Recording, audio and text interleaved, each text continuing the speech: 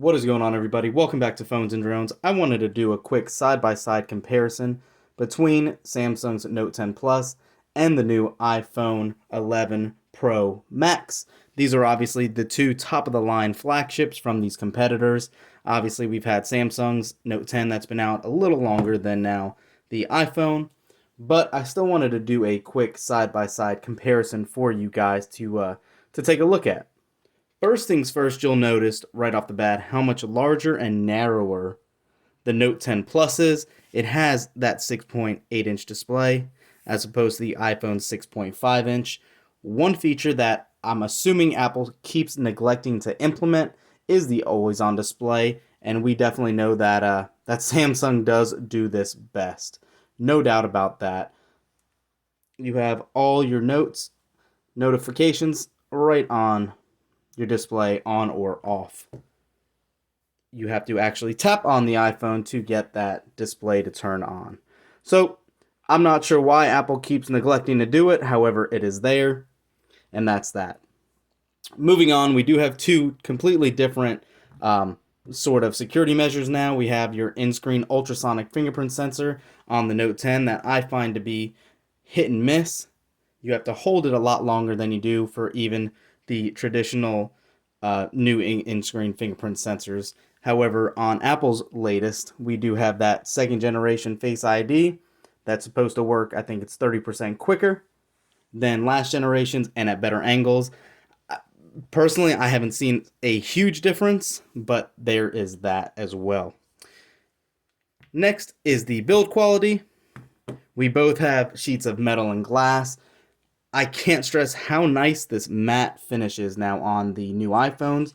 It is very nice how that is a frosted glass and you can actually not see all your fingerprint smudges all over it. That was huge. Whereas opposed to the Note, I mean, it's a fingerprint magnet. You can see it in that reflection. It's pretty nasty. You do have a similar triple camera setup on each, however, you're getting that extra time of flight sensor on the Samsung Galaxy Note 10 Plus. It does supposedly help with bokeh effects, and basically your time of flight camera is meant to see, it gauges distance from your camera to your object you're shooting. We all know Google and Apple have done this for a while and haven't needed that time of flight sensor, but there it is there now. It does help with the measuring app as well. That does come on both these phones. However, again, Apple doesn't have that TOF sensor and it still works out mighty great. As far as screen quality now, let's go ahead and talk about this. So, we both have OLED displays. This panel is actually made on the iPhone by Samsung as well. So we know how great they both look. This is a 2K display. This is what Apple is calling the Super Retina XDR display because it gets so much brighter than it did in the past. It can hit a max brightness of 1200 nits and a regular maintained brightness of 1200 nits, or excuse me, of 800 nits.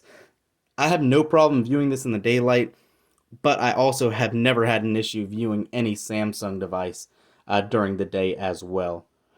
Also, one thing I want to throw out there, I apologize if the video quality is not that great on this one. I wanted to give you an idea of what the camera sample does look like on the Moto Zoom, which is what this is being shot on right now. So again, I apologize, but this is for all you guys that wanted to see what that video quality did look like on a video.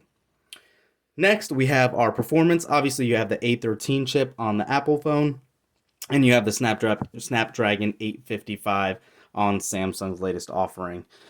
They go toe-to-toe, guys. We know what Apple's done, how well they tweak the chips in their phones now, and the A13 Bionic is no exception. Aside from that, day-to-day performance, you can't get any better on either of these devices.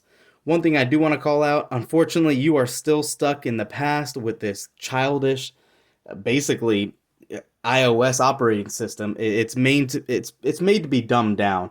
I hate to say it that way, but it's so simple and clean. There's no way to really customize it like Android's been known for forever. I am looking forward to getting my hands on Android 10 on the Note 10.